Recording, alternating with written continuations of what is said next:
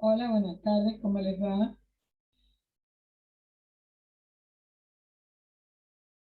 Hola, profe, buenas tardes. Hola, ¿cómo andan ustedes? ¿Bien? Buenas tardes, doctora. ¿Cómo les va? ¿Cómo les va a ustedes? ¿Cómo va esa vida? Buenas, profe, ¿qué tal? Oh, qué foto linda. ¿Dónde es esto? ¿Cómo se llama? A ver, qué lindo, qué hermoso lugar. Qué bueno, parece como en el oriente esto. Me encanta esa fotito, ¿eh? No sé de quién es y no sé cómo preguntar porque no le veo el nombre. Facundo Mancilla. Sí, ¿qué tal, profe? Buenas tardes. Linda foto. ¿Dónde tomó esa foto tan bonita? La foto de su perfil. Ah, Buenos Aires. Ah, qué bueno. Sí, Muy cerca lindo. del Paseo Costero, la Florida, por ahí. Ah, qué ¿Dónde está bueno. la nueva escuela naval? Por ahí. Ajá. ¿Dónde queda la nueva escuela naval? No tengo ni idea. Está en el Paseo Costero de Olivos, por ahí, por calle, cerca de, ¿conoce Maipú y toda esa zona? ¿Sí? Donde está la Quinta Presidencial, por ahí. Ah, sí, sí. Sí, por Bien. ahí. Hay un paseo costero que está por ahí. Qué lindo. Bueno, ¿están viendo el Power? ¿Lo ven? Sí, se Díganme ve si se ve. perfecto, profesora. Se ve. Bien. Después me dejan el mail, entonces les mando lo prometido a la clase anterior, ¿saben? Así ustedes van repasando, porque no falta tanto para terminar el curso. Bueno, hoy vamos a ver un tema realmente interesante. Ustedes ya tuvieron ayer una clase de filiación, hoy vamos a tener otra clase de filiación y mañana van a tener ustedes clase con la doctora Rotonda sobre acciones de filiación. A mí de todo el programa es el tema que más me gusta, me parece tan lindo, es importantísimo, están vinculados con los temas de identidad, con todo. Y saben ustedes que esta es una materia, la materia del tema de filiación, es posiblemente el más dinámico de todo el derecho de familia. Y me atrevo a decir de todo el derecho civil, porque está determinado por los cambios que se han producido, los comportamientos sociales que han cambiado de una manera increíble en estos últimos años, la ciencia que ha avanzado de una manera tan enorme, pero también eh, la ingeniería genética, la medicina.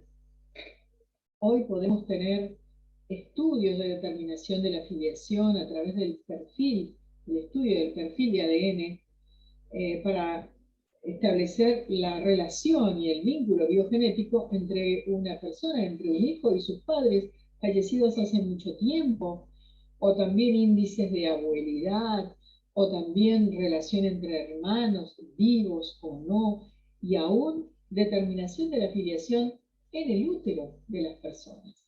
Así que es realmente una materia muy, pero muy interesante, muy cambiante y muy acorde, los cambios acordes a los tiempos. Fíjense ustedes que han quedado atrás aquellos viejos axiomas del derecho romano, cuando se decía mater semper certa es, la madre siempre es cierta, ¿por qué? Porque es la mujer que da a luz al hijo. Ah, eso ya no va más. Hoy podemos disociar perfectamente lo biológico de lo jurídico. Antes en el derecho romano se decía, padre es el que puede probar las nupcias con la madre. Hoy en ese estilo tradicional de familia se entendía un axioma como ese, pero hoy ya no, porque hoy tenemos un dador de gameto masculino en un banco de esperma, al que podríamos llamar progenitor biológico.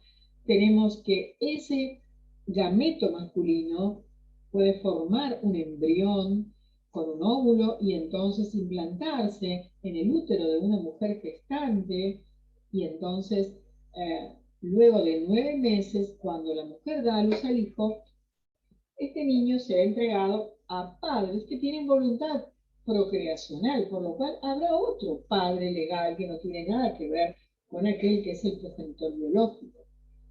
Entonces, todos estos cambios hacen de nuestra materia una materia muy, muy dinámica y muy cambiante. Bueno, ¿qué quiere decir filiación? Filiación es justamente un término en latín, filius, que quiere decir hijo. Y lo puse acá porque me pareció importante. Creo realmente que resume, que condensa todo ese conjunto de relaciones jurídicas, que vinculan, que relacionan a los padres, a las madres, a los hijos dentro de la familia y que están determinadas por las tres fuentes de filiación. Una, la procreación, cuando hablamos de la filiación por naturaleza. Otra, las técnicas de reproducción humana asistida, cuando hablamos de las técnicas como nueva fuente de la filiación. Y la otra es la adopción. Entonces, es importante esto. Cuando hablamos de procreación, estamos hablando de la filiación por naturaleza, donde lo importante es el dato genético. Cuando hablamos de las técnicas de reproducción humana asistidas como fuente de la filiación, lo que estamos haciendo es entender esta construcción jurídica que propone el legislador, que trata de, a ver, ¿cómo sería la palabra? Trata de asimilar, por decirlo de alguna manera, el vínculo que se produce con la concepción natural y con la procreación por naturaleza a este otro vínculo que es el resultado de la aplicación de las técnicas, donde puede no coincidir la identidad del dador de gametos, sea varón o sea mujer, o sea que lo que done, no me gusta la palabra donar acá, pero vamos a decir, sea que done óvulo, mujer, o esperma, varón, entonces lo que tenemos es que a lo mejor, y en general esto ocurre cuando se trata de técnicas heterólogas, no hay coincidencia entre aquellos que van a ser padres legales con voluntad procreacional y la identidad genética del hijo. Y acá el concepto que campea en todo este tema de las técnicas de reproducción humana asistida es el concepto de la voluntad procreacional. Este es un concepto incorporado por el nuevo Código Civil y Comercial. ¿Qué es la voluntad procreacional? Tienen voluntad procreacional aquellas personas que manifiestan previamente y que otorgan previamente a través del consentimiento informado, libre de coacciones, informado porque previamente han sido informadas acerca de los alcances. ¿Consentimiento para qué? Para someterse a las técnicas de reproducción humana asistida. Y estas personas que otorgan su consentimiento para someterse a las técnicas de reproducción humana asistida, lo que están diciendo es que quieren tener un hijo y que quieren asumir todos los deberes, también tener los derechos que corresponden a la responsabilidad parental cuando el hijo nazca, para acompañarlo en cada proceso, en cada etapa de su desarrollo en la vida. Y la otra fuente, ya dijimos, es la adopción. No quiero dejar de recordar que hay un artículo, el 558, que dice que si el hijo ha nacido por filiación, por procreación en la filiación por naturaleza, o por técnica de reproducción humana asistida, o por adopción, tiene los mismos efectos la filiación, de acuerdo a lo que dice nuestro código. Y además, el artículo siguiente, que es el 559, dice que el registro civil está obligado a expedir certificados de nacimiento redactados de tal manera que no surja de ella si el hijo nació dentro del matrimonio, o sea, si se trata de una filiación matrimonial, fuera del matrimonio, es decir, si se trata de una filiación extramatrimonial, por ejemplo, el hijo que nace de una pareja de novios, si nació mediante la aplicación de técnicas de reproducción humana asistidas o si fue adoptado. Yo quiero antes aclarar en el tema de las técnicas de reproducción humana asistida que hay dos clases de técnicas. Una son las homólogas y otras son las heterólogas. El mayor problema lo traen las heterólogas. ¿Por qué?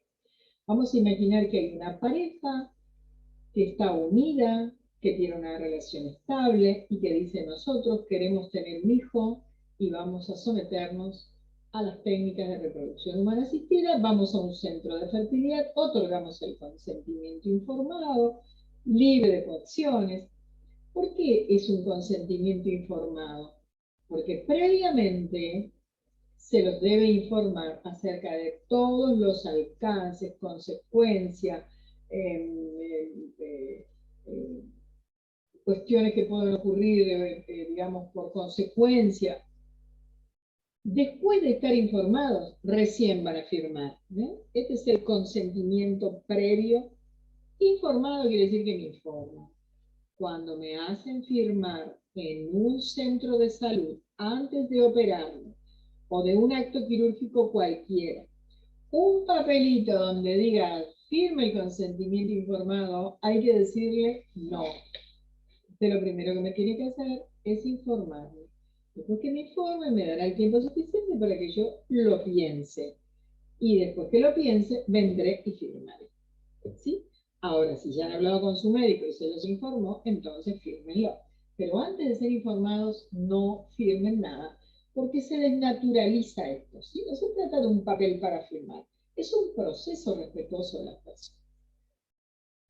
Cuando digo que es homólogo, esta pareja se presenta al centro de fertilidad y entonces lo que se toman son sus gametos, óvulo y esperma.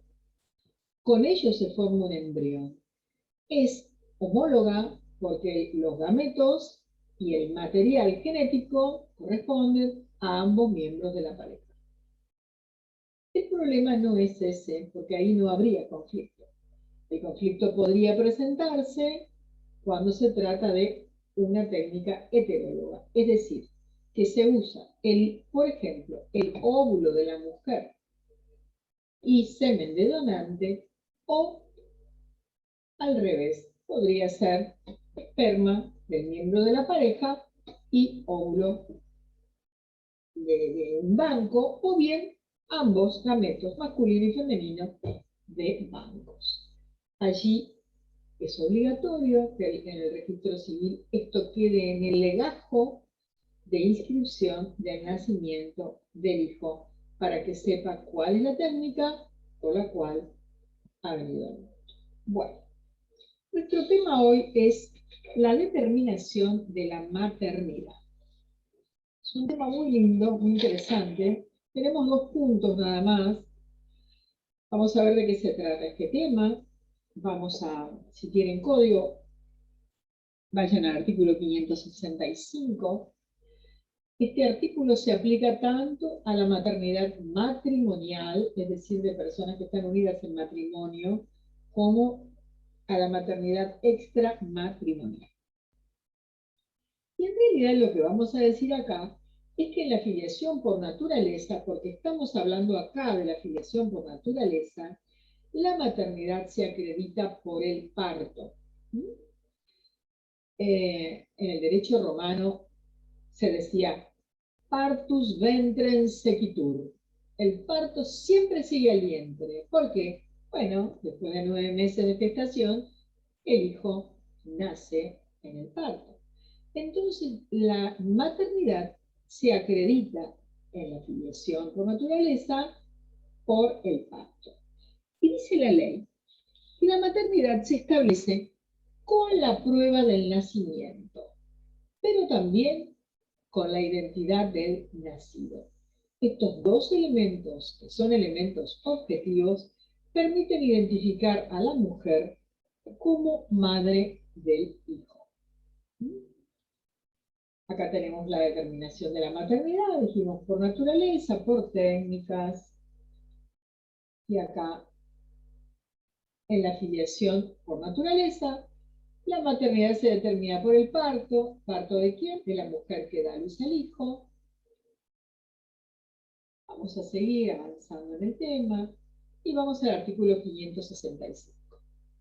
En la filiación por naturaleza, voy a leer el texto, la maternidad se establece con la prueba del nacimiento y la identidad del nacido. ¿De qué estamos hablando acá? Acá lo que estamos diciendo concretamente es que necesitamos dos elementos para establecer y para determinar la maternidad. Uno es la prueba del nacimiento. ¿Cuál será la prueba del nacimiento? La prueba del nacimiento es la prueba del parto. ¿Quién interviene en un parto? Interviene un médico, interviene un obstetra, interviene a veces un agente de salud. Entonces, la prueba del nacimiento, que es la prueba del parto, se obtiene con esto que se llama constatación de parto, que es un certificado médico firmado por médico, obstetra, y dice el código ahora, también por un agente de salud. Es decir, estas personas, que son las personas que intervinieron en el parto de la mujer a quien se le atribuye la maternidad. Y el segundo requisito que la ley exige es la identidad del nacido.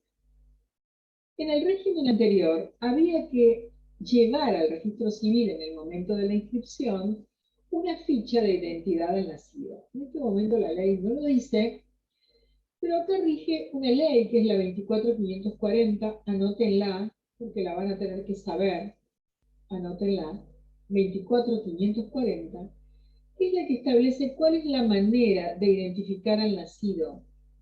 Muchas de estas leyes se han derogado, pero esta es una ley que permanece todavía vigente. Vamos a ver un poquito entonces qué es esto de la ley. Yo traje algunas, tomé nota, pero también acá lo tengo. Establece la forma de identificación del nacido. ¿Cómo se identifica un niño cuando nace? Esta es la idea. Primero vamos a ver dónde nació. Nació en el materno infantil, nació en una clínica, en ese caso estamos dentro de un ámbito de salud, ¿no? Un centro sanitario.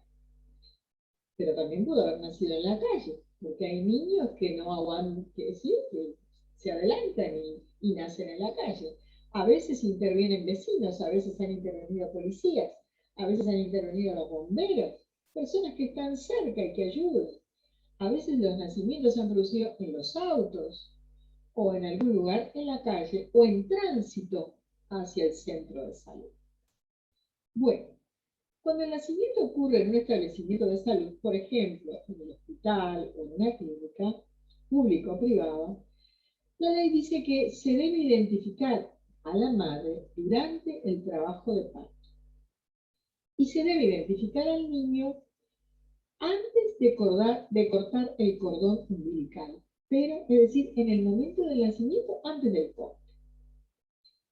Y se hace una ficha única, que tiene 3 ejemplares. Una se entrega a la madre, la otra siempre queda en el centro de salud. ¿Y para qué sirve esta ficha? ¿Cuáles son los datos que debe contener? Lo primero que debe contener son los datos de la madre. El nombre, el DNI. Tiene que tener su teléfono, tiene que tener su domicilio, tiene que tener su mail, porque en algún momento puede ser citada. Ya van a ver ustedes cuando empiecen a estudiar las secciones de filiación, a veces cuando los hijos tienen solo un vínculo filial y están inscritos solo como hijos de la madre, entonces la ley le otorga facultad al Ministerio Público, al Ministerio Pupilar, o sea, al asesor de menores, para que cite a la madre a fin de determinar la filiación del hijo, para poder ubicar al progenitor, citarlo y lograr que reconozca a su hijo. Entonces se le piden todos los datos completos, si tiene mail, si tiene teléfono, teléfonos de contacto, todo, ¿no? Una ficha bien completa. Pero también van en esa ficha la impresión descaractilar de la madre, o sea, de los 10 dedos de la mujer.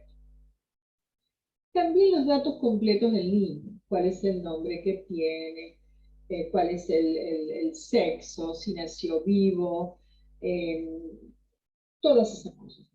Y los calcos, la impresión de los calcos plantares y palmares de hecho. ¿Vieron ustedes que está la cosa siempre con el piecito del nene?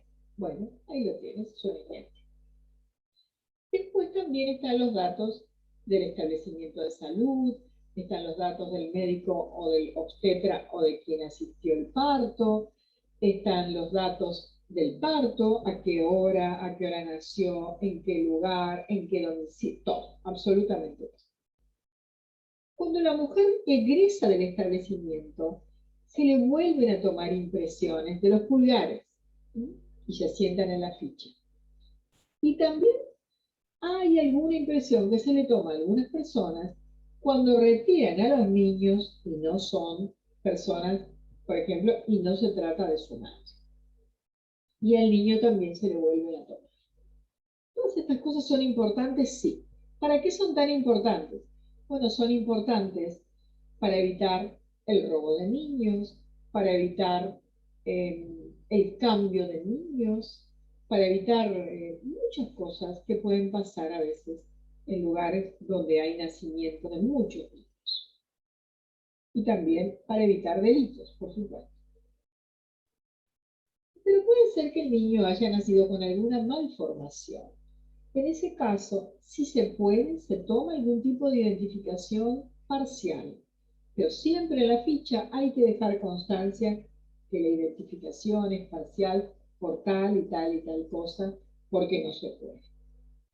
Podría ocurrir que el procedimiento genere algún tipo de riesgo, o para la madre, que a lo mejor está con alguna situación compleja de salud, o para el niño, que signifique un riesgo para su salud, qué sé yo, puede haber, no sé, no se me ocurre estar en coma, estar en alguna situación de gravedad.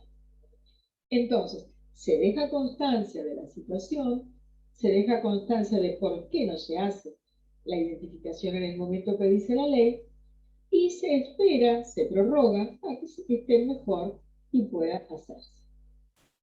Bueno, acá tienen todo eso ustedes, yo se los escribí para que lo tengan. Estas cosas las dice la ley. Aquí también tienen ustedes otra ley, 24884, lo pide el programa. Está contemplando la situación de una mujer embarazada que es menor de edad, que no tiene documentos, que no tiene representante legal, que está en estado de gravidez. Entonces lo que dice es que en forma inmediata se le debe dar aviso al asesor de menores para que tome conocimiento que se ha internado una mujer embarazada, menor de edad, que carece de documentos, que no tiene representantes legales. Ahora hay otra situación que también contempla las leyes, estas leyes de las que hablamos y de las que habla el programa. Es el nacimiento producido mientras la mujer está en tránsito, como dijimos hoy, hacia el establecimiento sanitario. Aquí interviene un médico, podría ser, porque a lo mejor va en una ambulancia. Bueno, en ese caso hay que resguardar el vínculo materno-filial, hay que resguardar a la mujer, hay que resguardar al niño, y hay que esperar la llegada al establecimiento de salud para hacer la identificación posterior. Pero podría ser un nacimiento ocurrido, por ejemplo, con ayuda de la policía, o con ayuda de algún vecino, o tal vez en la casa, sin asistencia médica. Hay muchas mujeres que tienen hijos en lugares muy alejados, que tampoco tienen asistencia médica. Entonces, los testigos del parto deben firmar la ficha identificatoria en el establecimiento asistencial al que la madre se dirigirá. Bueno, esas son las cuestiones más importantes de esta ley. Vamos a ver ahora qué dice nuestra ley 565 con respecto a la inscripción de nacimiento del hijo. ¿Hay que inscribir a los hijos? Sí, lo dice nuestra ley y también lo reglamenta la ley de registro civil, que ustedes la tienen ahí para estudiar. ¿Quién puede hacer la inscripción de un niño? La puede hacer la madre, la puede hacer su progenitor, la puede hacer el cónyuge de la madre. Pero miren que la ley es amplia, porque la ley privilegia que el niño tenga inscripción de nacimiento, porque ese es un derecho del que habla la Convención de los Derechos del Niño. Entonces dice, a la inscripción de nacimiento, si me preguntan quién la puede hacer una persona diferente de la madre, con una condición. Debe ir al registro civil y presentar este certificado médico, del médico, del obstetra, del agente de salud si corresponde, que atendió el parto cuando el hijo nació. O sea, lo puede hacer cualquier persona que presente el certificado del médico u obstetra que atendió el parto. Quiere decir que no solamente debe hacerlo la.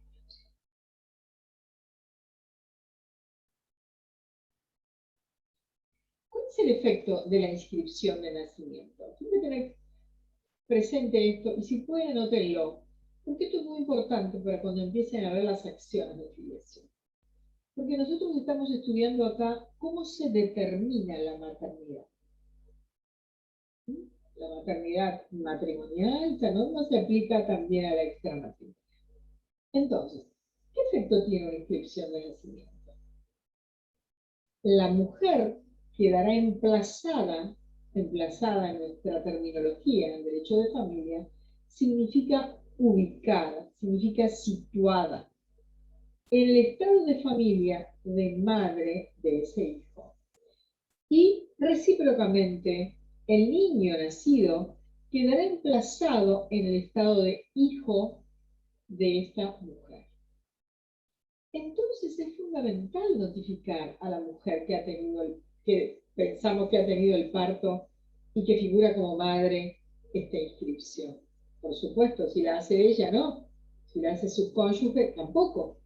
Pero si la hace un tercero que lleva un certificado médico y dice, aquí vengo a probar que la señora María Elena es la madre de este niño y se inscribe. ¿Ustedes creen que siempre hay buena fe de todo el mundo? No. A veces no. Entonces hay que notificarle a la madre la inscripción. ¿Dónde? Vamos a ver la fichita y ahí están todos los datos, su mail, su teléfono, su domicilio, su dirección, sus teléfonos de contacto. Repito, el niño tiene derecho a ser inscrito después de su nacimiento, lo dice la Constitución Nacional a través de la Convención de los Derechos del Niño. ¿Qué efecto tiene esta inscripción de nacimiento solo en el registro civil? Que él quedará emplazado como hijo, en el estado de hijo de esta mujer, pero también recíprocamente, ella quedará emplazada en el estado de familia de madre de ese niño. O sea, será su hijo y habrá nacido una relación materno-filial. Por eso, cuando un tercero hace la inscripción del nacimiento del hijo y no lo hace la madre ni su cónyuge, hay que notificarlo. Y ustedes dirán, ¿para qué habrá que notificarlo? Bueno, ahora les voy a contar para qué. Siempre se la debe notificar porque puede ser y puede suceder que la mujer no sea la madre del hijo que pasa por suyo. Podría no ser. Puede ocurrir, por ejemplo, que el certificado médico fuera falso y que le atribuyeran falsamente la maternidad de un niño, a lo mejor, no sé por qué razones, pero puede haber muchas razones para esto. En las novelas turcas hay muchas de estas razones. Una mujer rica, riquísima que no tiene hijos y de pronto, no sé, pergeñar que tenga un hijo para después quedarse con su herencia, no sé. Ustedes saben que esto parece novelesco, pero en realidad ha dado lugar a muchas acciones de impugnación de la filiación, de la maternidad. Vamos a ver, podría ocurrir que el certificado médico fuera falso. ¿Qué debe probar la mujer? Para la mujer a quien se notifica una inscripción de nacimiento de un hijo que no es el suyo, se abre el plazo para promover una acción de filiación que se llama acción de impugnación de la maternidad. Anótenlo. Acción de impugnación de la maternidad. Ya les voy a decir artículo. Para mí es el 588, déjenme que lo mire, así es. Acción de impugnación de la materia. ¿Qué va a aprobar? Señor juez, no soy la madre. Y entonces, ¿qué tiene que probar? Bueno, ¿por qué no soy la madre? Primero, el certificado médico es falso. Dice que yo soy la madre, pero yo no tuve ningún parto. Segundo, podría ser. Tuve un parto, es verdad, pero tengo muchas dudas y enorme incertidumbre sobre la identidad de este niño. Yo creo que este no es mi hijo. Es posible que me hayan sustituido el verdadero hijo. Podría ser. Otra posibilidad. Yo tuve un parto, pero de ese parto nació un hijo que no vive. Ese no es mi hijo. Hay muchas razones y la ley dice, por ejemplo, esto. Miren, este artículo, atiéndanme bien para estudiar esta materia, este tema de filiación. El artículo 565 se estudia con el artículo 588. Así que anótenlo. No quiero que después me digan que no lo sabían, porque en el examen, si vamos a hacer un examen oral, yo se lo voy a preguntar. Les voy a preguntar la determinación y les voy a preguntar sobre la impugnación.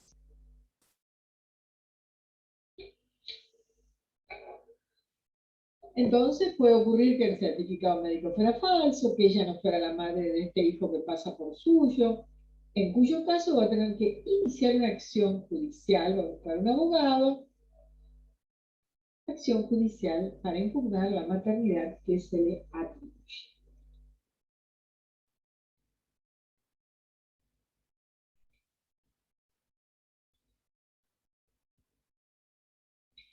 En los supuestos, hay casos en los que no se cuenta con el certificado que acredita el parto.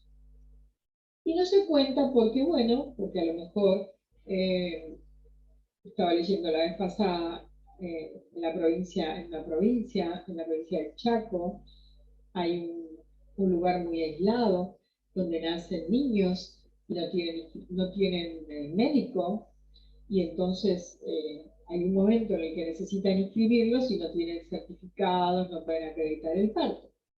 Entonces, acá les escribí para que ustedes busquen los requisitos que la ley 14.595 del registro de las personas de la provincia de Buenos Aires y estas leyes complementarias exigen. Se pueden usar testigos, en fin, la ley trae una forma de suplir esta situación. Pero lo primero que hay que hacer, hay que inscribir el nacimiento.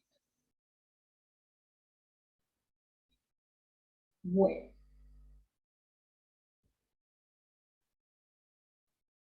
Déjenme que vaya un poquito más arriba.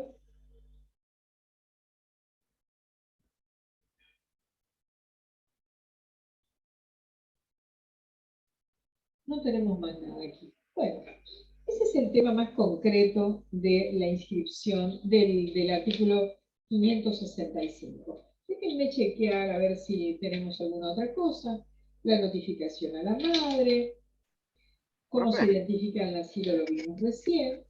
Vamos a pasar al segundo tema de Profe, nuestro. ¿Sí? ¿Alguien me preguntó algo? entonces, la acción de filiación la acción de impugnación, perdón, es el recurso que se tiene para corroborar o para desacreditar una filiación, básicamente. Exactamente, sí. En este caso, si la mujer dijera, este no es mi hijo, y tengo pruebas para acreditarlo, entonces tiene que iniciar una acción de filiación. La acción es una acción, en este caso sería una impugnación de la maternidad. Miren, las acciones de filiación pueden ser acciones se dividen en dos, no hay vuelta acá, no tiene secretos esto. Lo van a tener que estudiar y estudienlo con tiempo, porque si lo agarran la última semana van a tener problemas, porque se parecen. Y háganlo con tiempo para ir grabando esto. Las acciones de filiación son los medios que tenemos para reclamar y obtener un emplazamiento en un estado que no se tiene, o para desplazar ¿Son de emplazamiento o son de desplazamiento? No hay más. Para mí es la única división. Y entonces tenemos las acciones de reclamación de la filiación extramatrimonial, la acción de reclamación de la filiación matrimonial. Tenemos la acción esta, para la cual está facultado el Ministerio Público y el asesor de menores, para lograr el emplazamiento de un niño que solo tiene filiación materna, y no tenemos nada más. Y por otro lado tenemos las acciones que son acciones de desplazamiento de la filiación. Y esta de la que estamos hablando es una acción de desplazamiento, porque el niño ya ha quedado emplazado en el estado de hijo de esta madre. Y correlativamente o recíprocamente, ella ha quedado emplazada en el estado de madre. Entonces hay que desplazar. ¿Y cómo se desplaza? A través de una acción de impugnación. En este caso es una impugnación de la maternidad. Fíjense lo que dice el artículo 588. Se lo voy anticipando porque mañana lo van a ver con la doctora Rotonda. Dice, en los supuestos de determinación de la maternidad de conformidad con el 565, por eso les digo que estas dos normas van juntas, el vínculo filial, o sea, madre e hijo, puede ser impugnado por no ser la mujer la madre del hijo que pasa por suyo. ¿Quiénes están legitimados para deducir esta acción? O sea, ¿quién la puede iniciar? El hijo. Para el hijo no hay tiempo, no hay prescripción, no hay caducidad. Él puede hacerlo en todo tiempo. La madre, interesada justamente en producir este desplazamiento, porque no es la verdadera madre, él o la cónyuge y todo tercero que invoque un interés legítimo. El Código Civil y Comercial ha incorporado esto del tercero que invoque un interés legítimo porque puede haber personas que invoquen y que prueben un interés legítimo para impugnar la maternidad. Esta es una acción que caduca cuando transcurre un año desde la inscripción de nacimiento o desde que, por ejemplo, la mujer conoció esta sustitución del hijo, que lo sustituyeron por otro, o la incertidumbre sobre la identidad del hijo. Para el hijo no, por supuesto, como dije recién, él puede iniciar la acción en cualquier momento. Ahora, ¿qué pasa en los supuestos de técnicas de reproducción humana asistida? Cuando lo que se va a invocar es la falta de vínculo genético, esto no sirve y no se puede utilizar para impugnar la maternidad cuando ha mediado el consentimiento previo, libre e informado. ¿Por qué? Por lo que les expliqué hoy. Porque en las técnicas heterólogas, por supuesto, se usan gametos de donados y se obtienen de los bancos. Entonces, salvo que sea homóloga y que óvulo y espermatozoide pertenezcan a los miembros de la misma pareja que se va a someter a las técnicas para tener un hijo, la otra variante es la heteróloga. Puede ser óvulo o esperma tomado de un banco o los dos también. Ahora, si lo que vamos a decir es, vengo a impugnar la maternidad porque no corresponde, no hay nexo biogenético entre el hijo y la madre, cuando hay técnicas y hubo consentimiento informado, la ley lo dice muy claramente, esta no es una causal para impugnar la maternidad. Bueno, vamos a hablar ahora del segundo tema, que es mucho más lindo y más importante, no más importante, sino más lindo también para debatir, que es el tema de la determinación de la filiación matrimonial. Recién vimos cómo se determina la maternidad y dijimos que es una norma aplicable a la maternidad extramatrimonial, es decir, cuando las personas no están unidas en matrimonio, y también matrimonial cuando hay un matrimonio. Pero acá vamos a hablar de la determinación de la filiación matrimonial, es decir, ¿qué pasa con el hijo nacido cuando sus padres o cuando las personas o sus dos madres están unidas en matrimonio? ¿Sí? Recuerden ustedes que por ahí podemos hablar de paternidad, y ya la ley no habla más de paternidad, porque en realidad acá también se ha incorporado al matrimonio igualitario, ¿eh? Por lo tanto, si en algún momento se me escapa y digo paternidad, ustedes bájenme porque por ahí es un error. Bueno. Acá lo puse, el Código Civil y Comercial adecuó su normativa también a esta posibilidad que tenemos entre nosotros del matrimonio entre personas del mismo sexo. Y entonces ya la ley no se refiere a la presunción legal de paternidad, sino le llama presunción legal de filiación matrimonial. Bueno, vamos a ponerlo acá. Acá rige el artículo 566. Recién vimos el 565, ahora nos pasamos al 566. Dice, ¿cuándo rige la presunción de filiación matrimonial? Es decir, ¿cuándo se presume que un hijo es un hijo matrimonial? Hijo, hay una presunción, la ley establece una presunción. Miren lo que dice el artículo, es muy interesante. La primera parte del artículo dice cuándo rige la presunción y la segunda parte nos va a decir cuándo no rige. Acá hubo una verdadera adecuación, mejoramiento de la norma anterior del Código Civil de Vélez, que era un poquito más confusa. Vamos, ¿cuándo rige la presunción?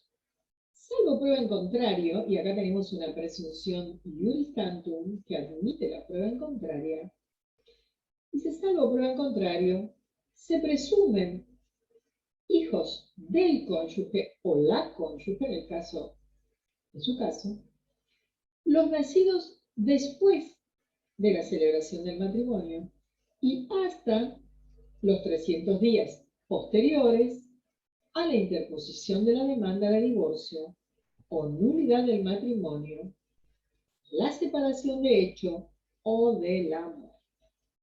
Bueno, vamos a ver si podemos analizar un poquito esa norma para ver este tema. Entonces, ¿cuándo rige esta presunción de filiación matrimonial? ¿Cuándo se presume que un niño es hijo del cónyuge o de la cónyuge? Un matrimonio igualitario. Primero, tiene que haber un matrimonio que se haya celebrado. Primer requisito. Exige esta norma que haya un matrimonio que se haya celebrado. Y en segundo lugar, exige que el hijo haya nacido después de la celebración de ese matrimonio, pero dentro de un plazo. ¿Cuál sería el plazo? Dice, nacidos después de la celebración del matrimonio y hasta, que sería el límite, los 300 días posteriores a qué? A la interposición de la demanda de divorcio. ¿Cómo vamos a saber cuáles son los 300 días después o posteriores a la interposición de la demanda de divorcio? Bueno, tenemos que ver en la receptoría de expedientes, preguntar el día en el que se interpuso, en el que entró la acción de divorcio, y desde allí contar 300 días, para saber si el hijo nació hasta los 300 días o después de los 300 días. Porque si nació el día 310, ya no rige la presunción de filiación. Antes le llamábamos presunción de paternidad. Hoy le llamamos presunción de filiación matrimonial. Bueno, entonces, ¿tenemos una fecha cierta para contar? Sí, porque dice que son 300 días posteriores a que a la interposición de la demanda de divorcio. Bueno, lo vamos a averiguar en la receptoría de expedientes. Segundo, la demanda de nulidad de matrimonio. ¿Dónde lo vamos a averiguar? En el mismo lugar. Tercero, de la muerte.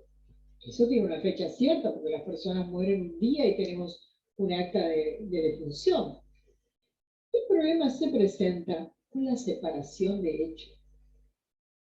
¿Cuándo son los 300 días posteriores a la separación de hecho? Las personas a veces dan un portazo, levantan con su valija, se van con su valija y se van. Y después vuelven a los 3 meses y vuelven a vivir juntos un tiempo. Y a lo mejor en ese tiempo la mujer quedó embarazada y a la semana se vuelven a separar. Hay muchas parejas que viven así. No van al notario a decir, venimos a hacer un acta para establecer que nos hemos separado el día de ayer. Son muy pocas las que hacen eso. Y los que hacen eso generalmente tienen, bueno, algunos intereses a lo mejor patrimoniales importantes y necesitan contar con esa prueba. Pero la mayoría de las personas no.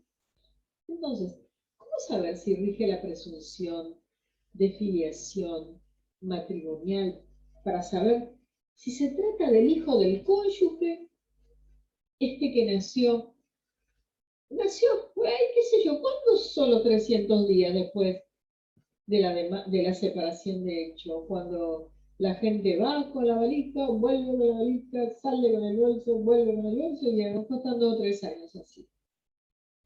Bueno, esto ha traído un verdadero problema de debate en la doctrina, porque en realidad ha dado lugar a una serie de, de teorías, más que de teoría, de doctrina que han aplicado de manera desigual también los jueces en sus sentencias. Yo te digo qué es lo que a mí me parece. A mí me parece, con respecto al tema de la fecha cierta, que la presunción rige igual. Para mí, rige exactamente igual. Y que será cuestión de prueba. Y que cada caso es un caso particular. Y en cada caso habrá que establecer cuáles son las circunstancias, porque es una situación muy, pero muy particular. Solamente está sometida a la prueba y determinada por la prueba. Bueno, sigamos entonces. ¿Cuándo no rige la presunción de filiación matrimonial? Bueno, para mí después de los 300 días no rige, salvo prueba en contrario.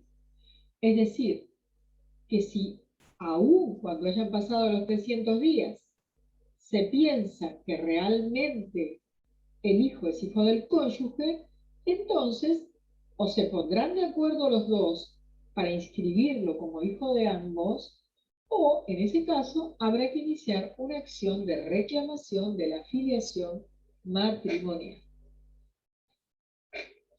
El artículo 566, en su último párrafo, dice cuándo no rige la presunción.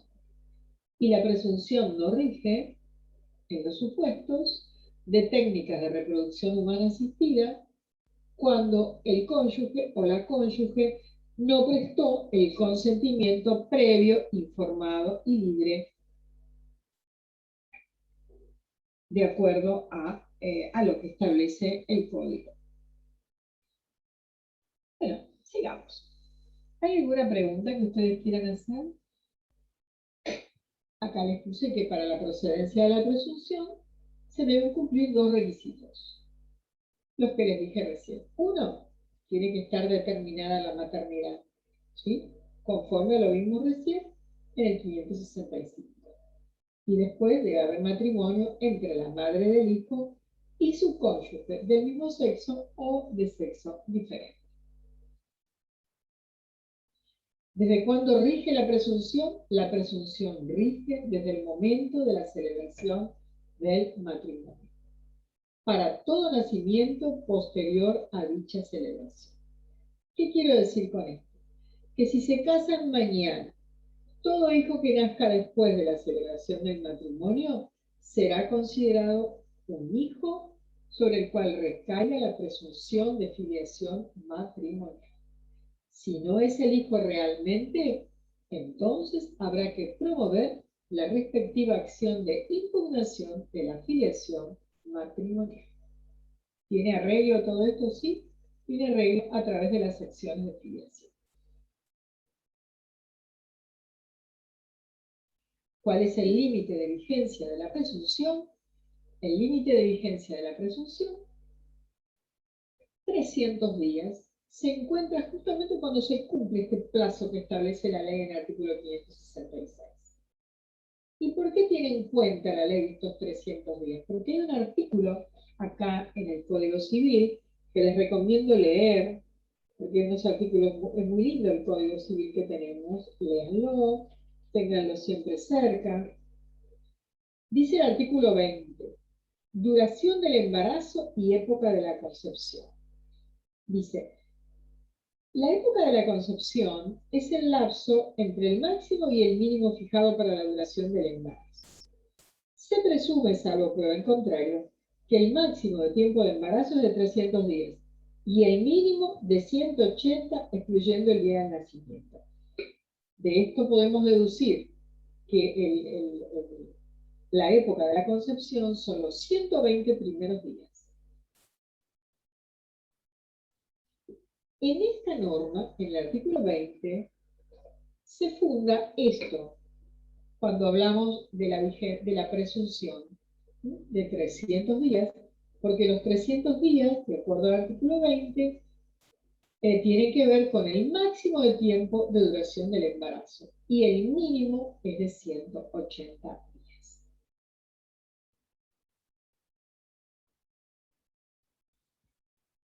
Bueno. Vamos a ver entonces, otra vez repasamos de cuándo se cuentan los 300 días, desde que se interpone la demanda de divorcio o la demanda de nulidad de matrimonio. Dijimos recién que lo puede informar la receptoría de expedientes. Desde la separación de hecho, como generalmente es una cuestión de hecho y no se tienen muchas pruebas, entonces se puede utilizar todos los medios de prueba, porque cuando uno prueba hechos, todos los medios son posibles. Y la muerte se prueba, por supuesto, con el acta de defunción. Y si se cumple el plazo de 300 días y el hijo nace a los 315 días, ¿se presume que es hijo del cónyuge de la madre o de la cónyuge? No, no se presume, salvo que el otro cónyuge esté dispuesto a asumir ese vínculo filial, ¿sí? Porque se entiende que después de 300 días se ha perdido el proyecto común y entonces entiende la doctrina que no debe mantenerse. Aún así, la ley dice que cuando media la voluntad unánime de ambos cónyuges, se puede inscribir al hijo como hijo de ambos. Dice que si ha mediado separación de hecho de los cónyuges, en ese caso, la convivencia terminó, no se puede decir que la presunción de filiación se pueda mantener, pero tenemos el problema de los criterios diferentes porque la ley no lo ha resuelto. Y lo que le dije recién estamos repasando. Hay un criterio que dice, si están separados de hecho y no se puede establecer cuándo fue el día de la separación de hechos, no podemos contar, no tenemos una fecha cierta para contar los 300 días, entonces la presunción sigue vigente. Y si la quiero descartar, tengo que impugnar la filiación. Ese sería un criterio. También hay otro criterio. Dice, hay que iniciar una acción de negación de la filiación. Mañana lo van a ver ustedes con la doctora Rotonda. Para probar cuándo se inició la separación de hecho y compararla con la fecha de nacimiento. Entonces, y después hay un criterio 3 que dice que se mantiene la presunción porque si se inscribió, se puede iniciar la acción igualmente a efectos de lograr probar, podría probar con una prueba genética, que es el hijo del cónyuge. Bueno, si se inscribió el hijo como hijo del cónyuge de la madre, este tiene que probar que nació luego de cumplir los 300 días para que la inscripción pierda sostén. Bueno, estos criterios no se los vamos a preguntar en el examen, obviamente, porque son cuestiones doctrinarias, pero está bueno que ustedes los lean para saber.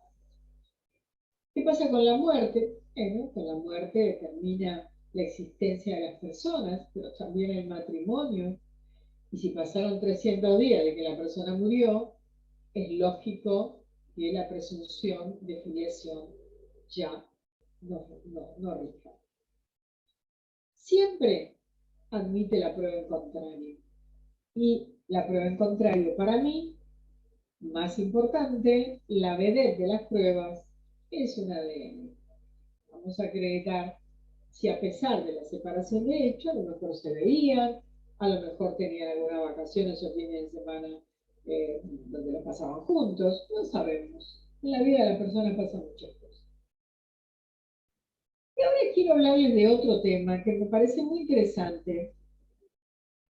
Puede haber una presunción que no está inscrita en el registro de las personas. Miren, les voy a contar un caso para que ustedes se den cuenta. Dos personas están casadas, en este caso es una pareja heterosexual, nació su hijo, nació durante los plazos legales en los que se presume la filiación, pero resulta que la mujer, el marido estaba de viaje, la mujer va y, después que nace el chico, la mujer se presenta al registro civil y lo inscribe como hijo suyo, y no lo inscribe como hijo del marido. ¿Sí? La señora se llamaba un apellido Álvarez, y se inscribe al niño como fulano o Juancito Álvarez. Pero en realidad el chico tendría que haber sido inscrito como hijo matrimonial por el apellido de su esposo. ¿Qué pasó? Bueno, no lo hizo. ¿Qué pasa con este señor cuando viene de viaje? Y dice, a ver, la partida de nacimiento, ¿qué pasó? Entonces, es obvio que esto no ocurre en las parejas que no tienen conflictos y que no tienen problemas, porque no es tan común. ¿Qué hacer? ¿Qué puede hacer este señor? Va a ver a su abogado. Acá tiene unos cuantos abogados para consultar. Entonces, ¿cuál sería la solución? La solución es que él diga, bueno, no figuro en el registro civil, no soy el padre. Ya está, me desligo. La otra solución es que él diga, yo soy realmente el progenitor. Tuve un conflicto y la madre de mi hijo hizo esto. Pero yo entiendo que esta es una presunción legal, que aquí hay una cuestión de orden público familiar, que el emplazamiento es de pleno derecho para el cónyuge de la madre, o sea que hay un imperativo legal, y que la mujer no tiene la facultad de disponer de esto. Entonces él se presenta y dice, vengo a solicitar la modificación de la inscripción y puede lograr un cambio. Por supuesto, debe pedirlo judicialmente. Yo comparto este criterio, porque para mí esto no pertenece al poder dispositivo de las personas. Esto es una cuestión de orden público y no podemos, si la ley dice que rige la presunción, no pueden las personas hacer esto. A ver, si pueden, no deben hacer esto. Entonces hay que volver para atrás. Esto en el caso de que realmente su cónyuge dijera, es mi hijo, pero atribuyo esto a esta mujer enojada. Vamos a imaginar que hubiera sido una cosa impulsiva. Pero también puede ser que el señor le cuente a su abogado, mire, yo estoy de viaje hace bastante tiempo, estoy viviendo en otro lugar, vengo a visitarlos, pero tengo la impresión de que mi esposa tiene una relación con un tercero y posiblemente este niño sea hijo de esa persona. Entonces, ¿qué vamos a hacer? ¿Qué le diría a un abogado? Yo le diría, vamos a hacer una cosa. Vamos a hacer una prueba genética para ver si usted es el padre. Pero resulta que la señora dice, no, no hace falta ninguna prueba genética. Y se nos hace complicado. Entonces iniciamos una acción de impugnación para que la prueba se produzca dentro del proceso. Porque si es el padre, no hay problema. Pero si no es el progenitor no puede ser el padre legal tampoco, porque no debe haber discordancia entre ambas cosas.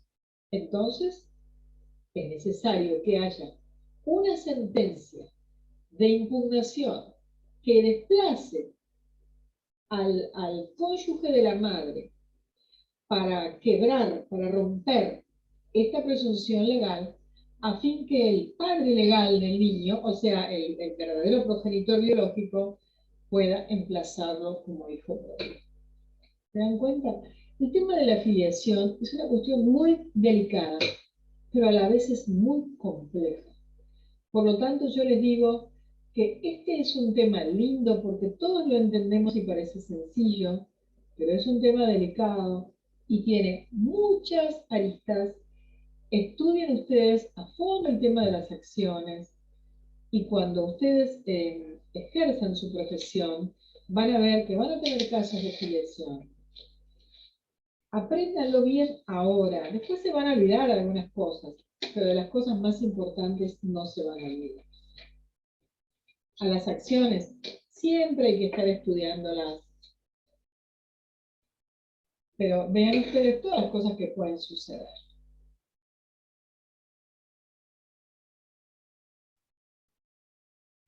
Vamos a ver otro supuesto, que debe hacer el cónyuge de la madre si piensa que el hijo no es suyo. Bueno, ¿qué es lo que estábamos diciendo?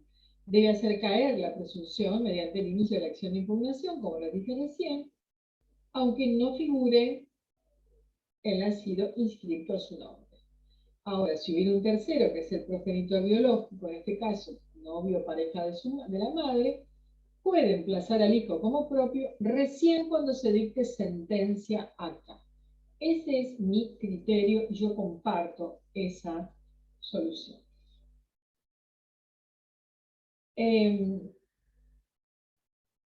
Aquí, por ejemplo, tenemos un caso en el que el matrimonio está vigente.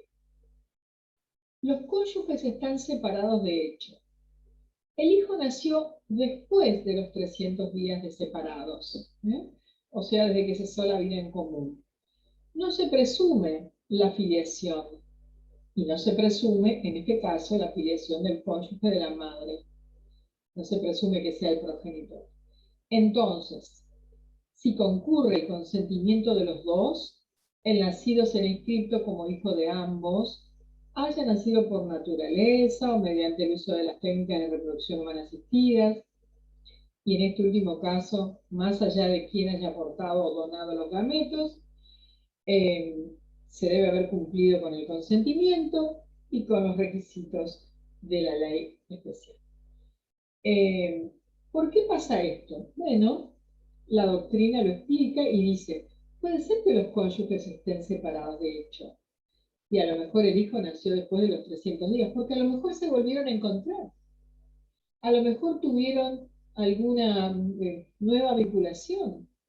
Solamente ellos pueden explicar estas cosas, entonces ellos pueden hacer esto de ponerse de acuerdo para que el hijo tenga filiación matrimonial. Vamos a ver otro tema ahora, el tema de los matrimonios sucesivos de la madre del hijo.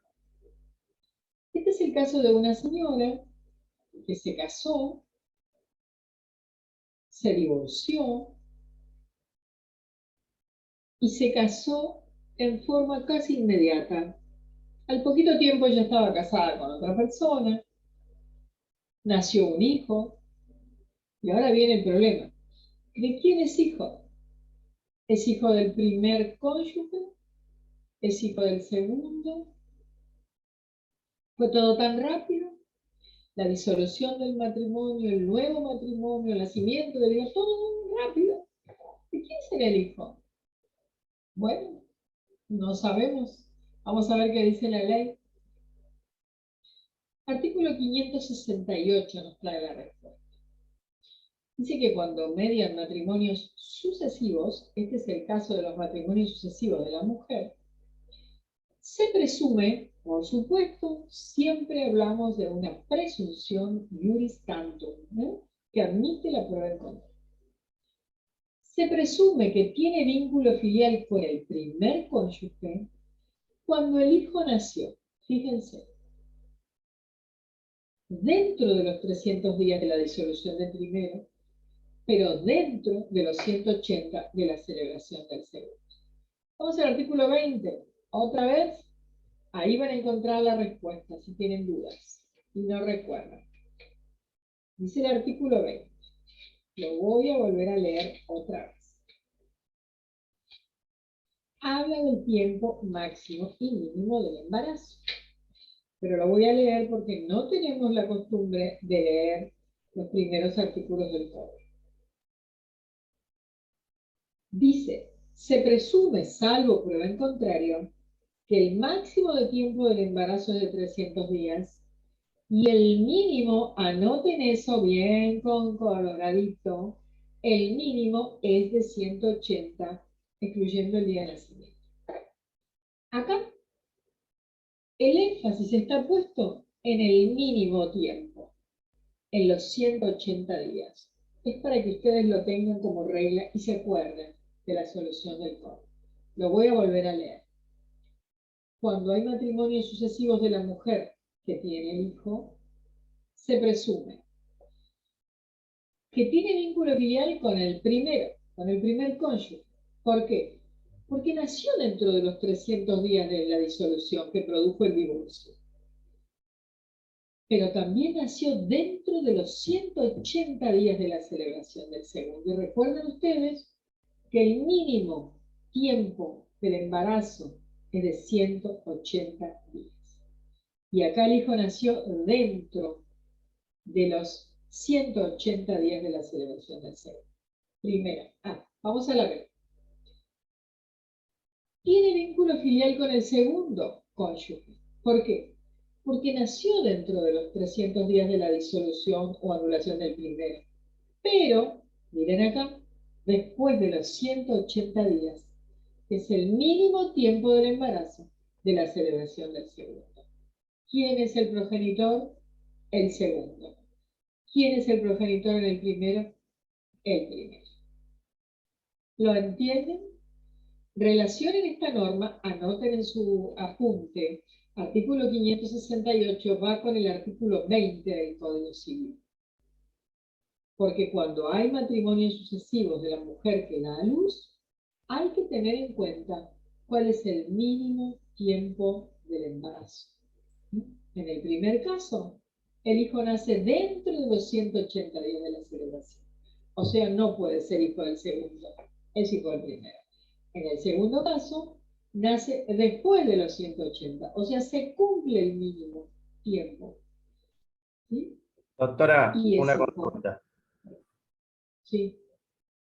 Estas presunciones, obviamente, en supuestos, en la vida real, hemos supuesto esto, creo que no hay buenos términos, va a terminar en una prueba objetiva como es una prueba de ADN, ¿no?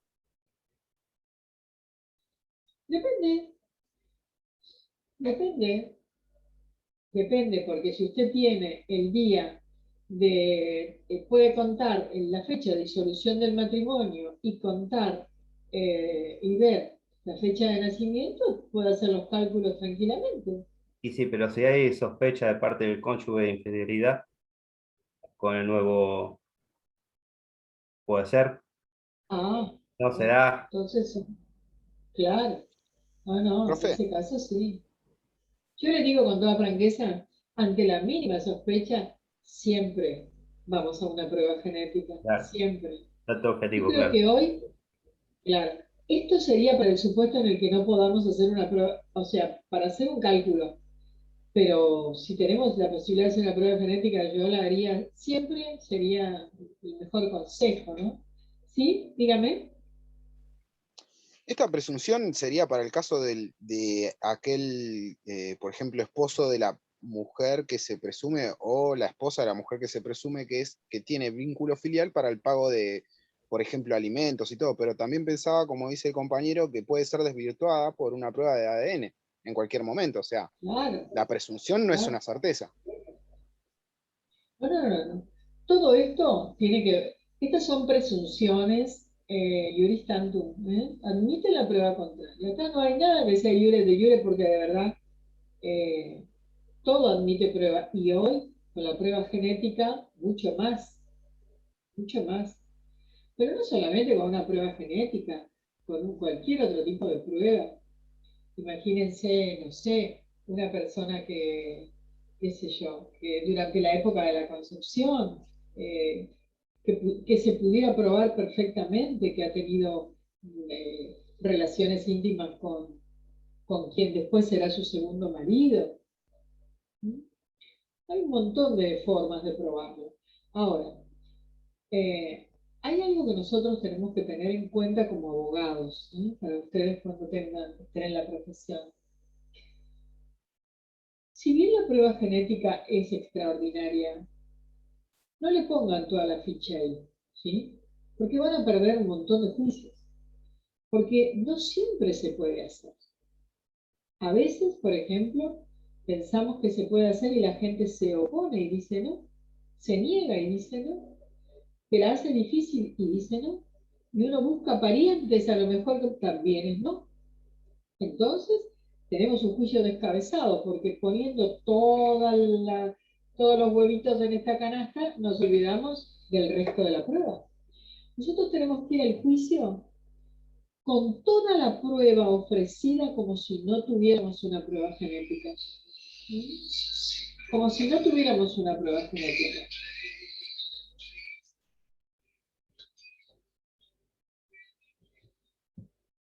Tenemos que ir al juicio como si no tuviéramos prueba genética. Si la podemos producir, mejor. Pero si no la podemos producir, tenemos toda la otra batería. Los testigos, la prueba confesional, la prueba informativa, la buena prueba documental, todo eso lo tenemos. ¿Entienden? Entonces, no digo que esta no sea, es la mejor prueba. Si tenemos una prueba genética producida, el resto no sirve para nada, porque hay que desistir. Pero cuando se nos complican las cosas, no tenemos miedo y decimos, voy a probar con lo que tengo. Pero que no nos agarre con el caballo en medio del río, porque ahí sí que nos ahogamos. Tenemos que empezar todo como si no tuviéramos una prueba genética, porque esa prueba no depende de nosotros siempre. ¿Creemos que es buena? Sí, pero depende de la voluntad de otros. ¿Sí? Yo en este momento tengo un juicio de filiación que estoy iniciando, donde el demandado no quiere hacerse la prueba genética. No quiero, y no quiero, y no quiero, y no quiero. Sus padres tampoco quieren saber nada. Tiene un hermanito, los chicos tienen un hermanito unilateral, que es hijo de él en su primer matrimonio, y tampoco hay forma de hacer la prueba, porque la madre no lo permite. Entonces nos quedamos sin prueba genética. Las personas en el ámbito civil no pueden ser obligadas a hacerlo, porque cuando se niegan, lo que la ley dice es, bueno, el juez al momento de dictar sentencia lo va a valorar como un indicio en contra de la posición que tiene este renuente, este que se niega. Tengo que esperar que lo valore en sentencia. ¿Y ahora qué hago? Para eso entonces lleno mi proceso con buena prueba y ofrezco testigos, testigos que vieron, y me ubico para probar la filiación. La prueba no es lo que pasó en la vida, sino lo que pasó en el tiempo de la concepción. Me ubico en los 120 primeros días de la relación. Ahí es donde se produjo la concepción. No me importa si después lo vio, 5 años más tarde, nada. Yo quiero probar que de estas relaciones y de este vínculo, por más clandestino que sea, de acá nacieron los niños. ¿Entienden? Hay que ponerle el ojo a la prueba y plantar el eje de la prueba para que uno le pueda poner un corsé y decir, este es el recuadro acá, acá me voy a quedar.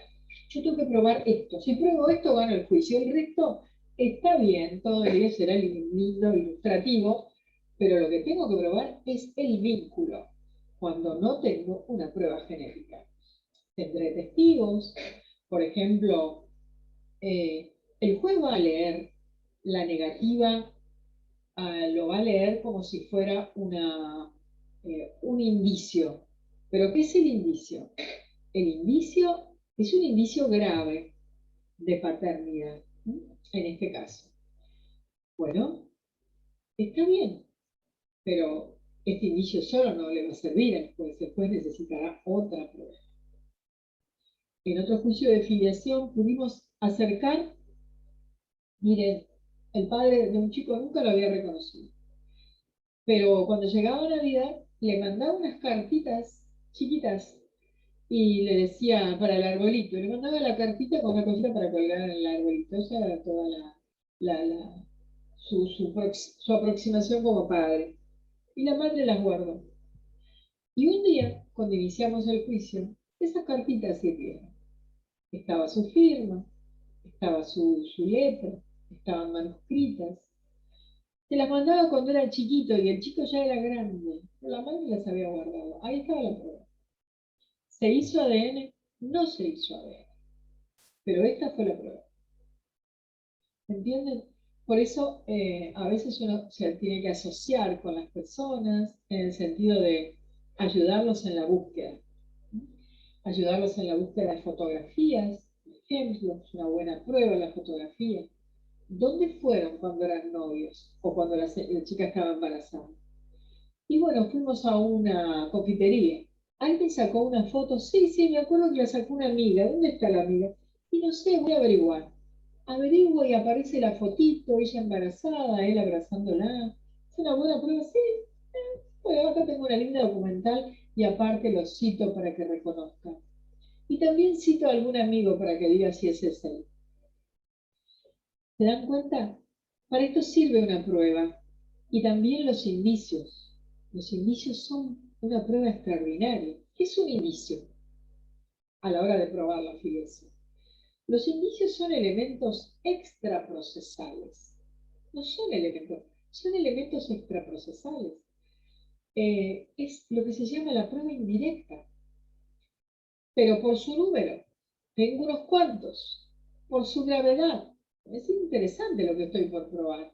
Y por su concordancia, los puedo armar como un rompecabezas para que el juez vea todo eso junto y se pueda armar la convicción de que acá hubo una relación afectiva entre dos personas, que hay alguien que se niega, por algo se está negando, porque esto que le estoy mostrando al juez lo está acercando bastante a lo que quiero probar.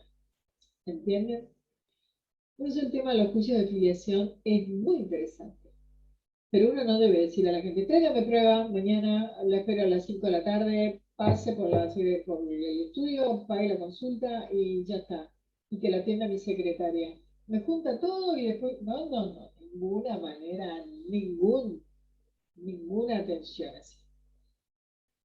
Hay que charlar, hay que dialogar, hay que ver detalles de fondo, porque ese detallito que no estaba previsto en la conversación global, ahí aparece y nos trae una prueba. ¿Sí? Y cuadernito en mano, ¿eh? Anotando todo lo que dice, los testigos. ¿Qué sabe su testigo tal? Ese que me dijo, bueno, ese testigo estaba presente. Entonces estaba haciendo una demanda de filiación y una señora me dijo, la primera vez que salí con él fui a un boliche de la calle Güemes y me encontré con un amigo. ¿Lo puedo ubicar? Sí, sí lo puedo ubicar. Y lo ubico. Buena prueba, excelente. Él había estado sentado 5 minutos con ellos y conoció a la persona que ahora se negaba a reconocer al hijo. ¿Cómo se llama su amigo? ¿Quién más estaba? Y otro día fuimos a tal lugar. ¿Con quién se encontró? Era una mujer que hacía mucho que yo no veía, que era una compañera de la escuela. Y vamos a buscarla. La buscó, la trajo. Era la persona indicada porque recordaba. Me encontré con alguien en el colectivo, yo estaba embarazada y le conté. ¿Se dan cuenta? Indicios. Uno, otro. Cuando los armo como un rompecabezas, tengo el caso. Por eso la tarea del abogado es tan linda. Es una tarea que es verdaderamente, es hermosa. Y si ustedes se toman esto con vocación verdadera, les va a apasionar. Realmente les va a apasionar. Pero la prueba es fundamental. Y acá en filiación la prueba es fundamental. Fíjense esto de lo que estamos hablando. Acá estamos hablando de prueba. Hay que probar, porque los datos se consiguen con pruebas. Y si no podemos probar con esto y hay sospecha, vamos por lo otro. Pero para hacer una prueba genética hay problemas. Hoy una prueba genética en un laboratorio sale entre 18 y 20.000 pesos. No todas las personas pueden pagarlo. Es una prueba costosa. ¿Hay una prueba que sea gratuita? Sí, hay, pero en este momento no está funcionando. Por eso es que tenemos tantos problemas. Porque tenemos un laboratorio de inmunogenética en La Plata que está atrasado. En Mar del Plata, por ejemplo, no están llegando los insumos necesarios para obtener las muestras de material genético. Hay problemas. Y con el tiempo de pandemia todo se complicó un poquito. Así que, por eso uno dice, sí, tengo la prueba genética, pero después no tengo cómo hacerla. Y después no tengo quién la pague. Y después no tengo cómo distribuir los gastos. Y si no voy con cash al laboratorio, no se hace, porque no me la van a entregar nunca. ¿Entienden? Por eso, atenti, abogado, la prueba es todo. Esta es una prueba más. No es, en sus resultados es una gran prueba. Pero en nuestros juicios estará esa más todo lo otro. ¿De acuerdo? ¿Lo van a acordar? Bueno. Bueno, acá dijimos que la presunción admite prueba contraria y ya estamos terminando. ¿Se puede desvirtuar? Sí, se puede desvirtuar. ¿Quiénes pueden impugnar, iniciar la acción? El cónyuge, eh, el hijo, la madre y también un tercero con interés legítimo. Y por último, vemos acá tenemos cómo se determina, cómo se prueba la filiación matrimonial. Y esto se lo pregunto a ustedes para que lo piensen. Si yo voy a un juicio y digo, este es un hijo matrimonial, ¿qué creen que le voy a pedir yo como abogado para iniciar una demanda? Me dice, yo soy hijo matrimonial. ¿Qué le pedirían ustedes como documentación? Entonces, ahí está la respuesta a este caso. Primero, el acta de nacimiento, ¿sí? Y segundo, que le voy a pedir la partida de nacimiento de sus padres. Bueno, eso es. La prueba de la filiación matrimonial es cómo pruebo yo que soy una persona que tiene estado de hijo de estos dos cónyuges que están casados.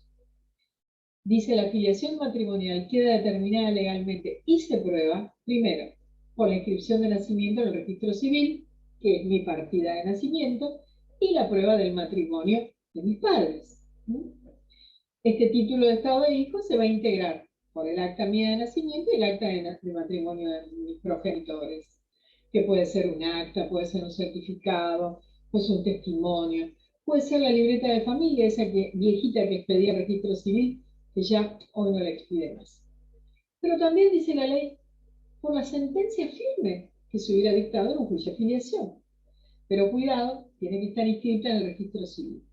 Porque cuando el juez dicta la sentencia de filiación, hay que inscribirla en el registro civil. ¿Y qué es lo que hace el registro civil cuando inscribe? Otorga un acta de nacimiento.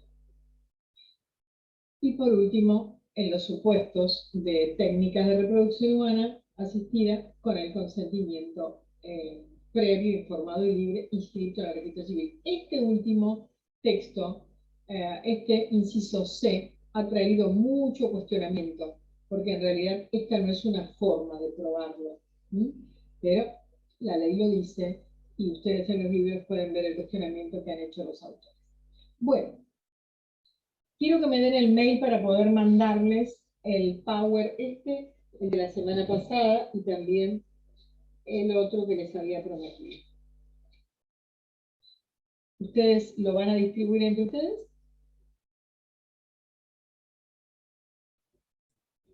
Profesora. A ver. Le pasamos uno y después lo distribuimos entre nosotros. Sí, sí, claro. Bueno, si quieres lo puedo escribir acá en el chat, el mío, y con compromiso de Dígamelo que lo compartirlo. voy. Dígamelo, por favor, dígamelo. Micaela, ¿Sí? lo deletreo C-A-T-A-N-I-A, el número 1, Para Micaela, porque se me acaba me acabo de quedar sin la virome. Espérate. sí, Es Micaela. Ay, no. Momento.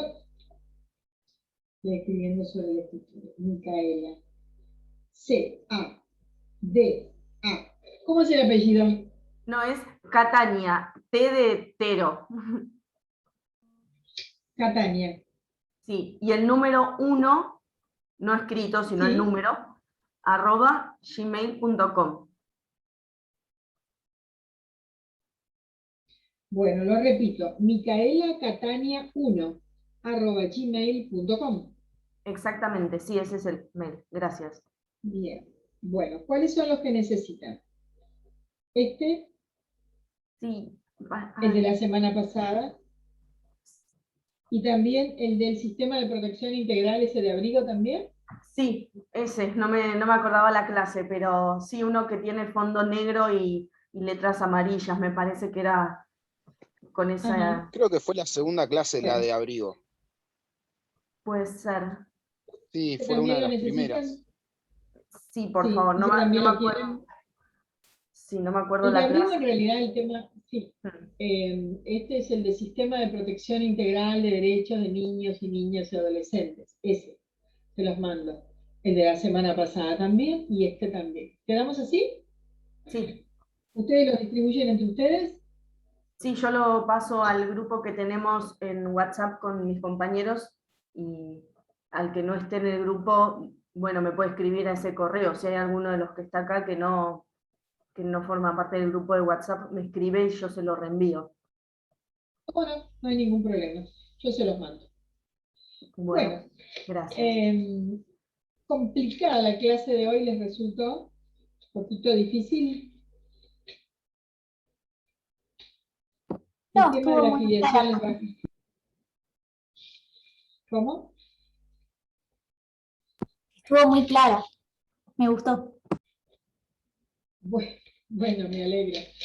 Traten de leerlo una vez, otra vez, sobre todo el 566, el tema de la presunción, para que ustedes puedan ir internalizando esto, ¿sí? Porque a veces no es fácil, pero bueno, mañana van a tener otra clase de filiación y mi idea es que no se les mezclen los conceptos, así que vayan viéndolo de a poquito y yo estoy segura que van a tener éxito. Bueno, nos vemos la semana que viene, si Dios quiere. Que tengan Buenísimo, descanso y que profe, muchas tengan una gracias. linda semana para ustedes. Hasta Gracias. la semana próxima. Buena Gracias, semana. profe. Chao. Hasta Hasta luego. luego. Hasta luego. Hasta luego.